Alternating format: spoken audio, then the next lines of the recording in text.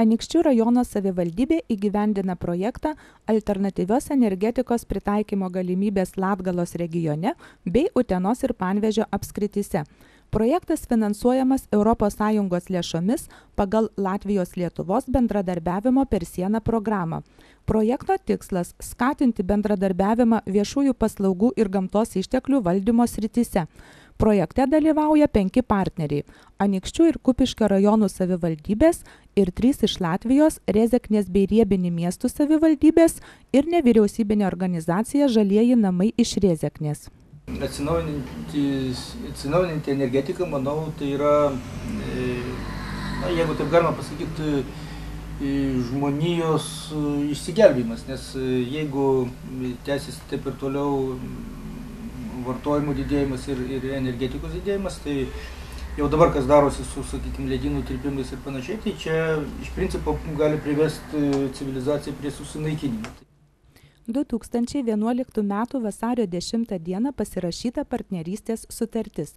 Įgyvendinant projektą vykdomos įvairios bendradarbiavimo veiklos, organizuojami seminarai atsinaujinančios energijos temomis, tarptautinė viktorina ir plaukimo varžybos moksleiviams, rengiamos patirties pasikeitimo dienos, leidžiami informaciniai leidiniai. Infrastruktūros gerinimui pasirinktos pažangios ir skatinančios atsinaujinančių energijos šaltinių panaudojimą, saugančios aplinką ir mažinančios išmetamo CO2 kiekį veiklos.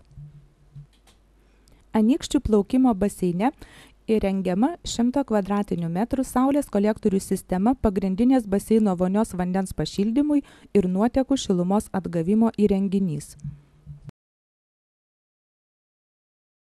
Firma labai Tarma iš Kauno ant Anykščių baseinų bangelio stogo sumontavo 102 m² saulės kolektorių sistemą, kuri bus naudojama baseinų šildymui.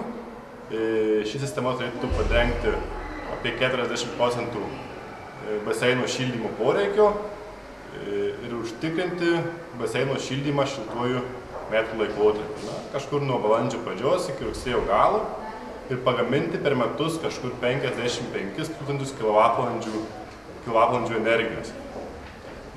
Baseino rūsyje sumontuota energijos nuėmimo sistema iš baseino dušų.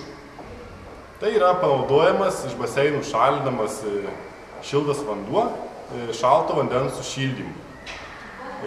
Šios sistemos efektyvumas turėtų būti apie 30–40% ir vietoj šalto paduodamų dušus vandens 10 laipsnių turėtų būti paduodamas vanduo 20–25 laipsnių. Tai irgi turėtų gautis gana ženklus sutaupimas.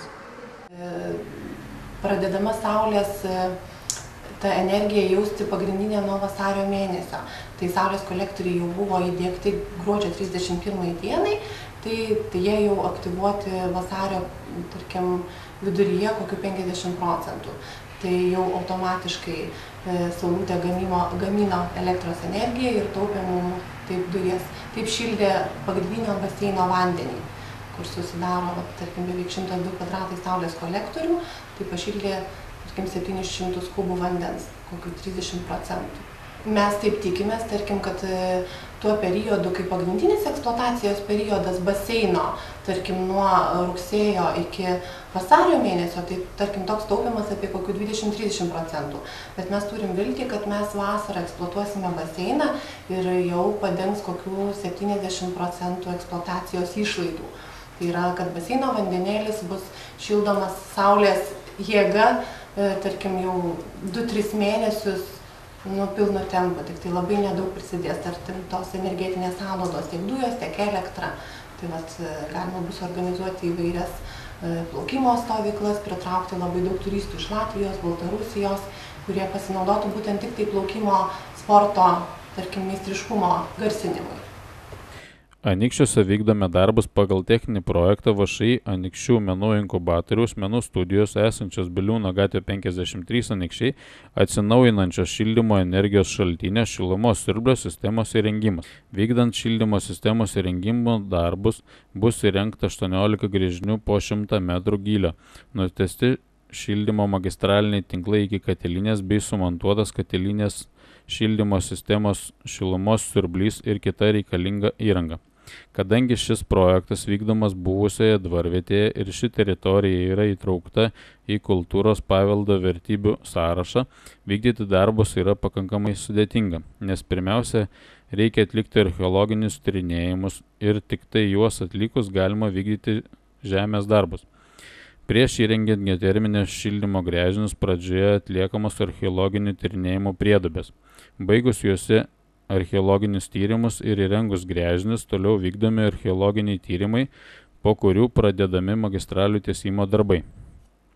Įrengus magistralinius šilumos tinklus, katilinėje bus sumontuotas šilumos siurblys su multifunkcinė talpa ir kita katilinės įranga. Ši geoterminio šildymo sistema ištisus metus ruoš karštą vandenį, žiemos metu tiek šilumą į pastato šildymo sistemą, o vasaros metu vėdinimo sistemos pagalba vėsins pastato patalpas bei tuo pat metu išsiskiriančios šilumos pagalba pašildys žiemos metu atvėsintus gręžinius. Pas mus gegužės 10 dieną vyko tokios tarptautinės varžybėlės Žalioji varlė, kuriuose dalyvavo Latvijos bendrojo lavinimo mokinukai, Lietuvos, tai iš mūsų Lietuvos tai aišku Anykštėnai, bet ką norim akcentuoti, tai buvo mėgėjai, plaukikai, neprofesionalai. Tai ir buvo motyvuota, nes Anykščiai žinoma garsėja šito plaukimo sporto populiarinimu ir labai turi daug profesionalų, tačiau davė žodį, organizuodami varžybas, kad į varžybas pakvies būtent mėgėjus plaukikus. Tai tos varžybėlės iš tikrųjų buvo toksai įrodymas, kad vyksta labai glaudus bendradarbiavimas tiek tarp Anykščių miesto bei rajono, tiek tarp Latvijos atitinkamų regionų. Ir tarkim, tos varžybos dar labiau įrodė, kad ir tas bendradarbiavimas, ir tas naujovių diegimas yra labai reikalingas, labai duodantis daug grįžtamojo ryšio tiek energetinių aspektų, tiek moralinių, tiek psichologinių. Iš tikrųjų bendravo vaikai ir plaukė, buvo įvairios rungtys organizuojamos, vaikai buvo apdovanojami baseino Bangenis simbolika, tai žaliuoju varliuku, labai ir su pavadinimu varžybų asocijavosi, dėl to, kad žalioji varlė, baseino simbolis yra varliukas, tai va, kuris nešantis laimę toksai. Tai vaikai buvo iš tikrųjų visi laimingi, patenkinti, organizatoriai irgi lygiai taip pat pasiekė savo siektų rezultatų.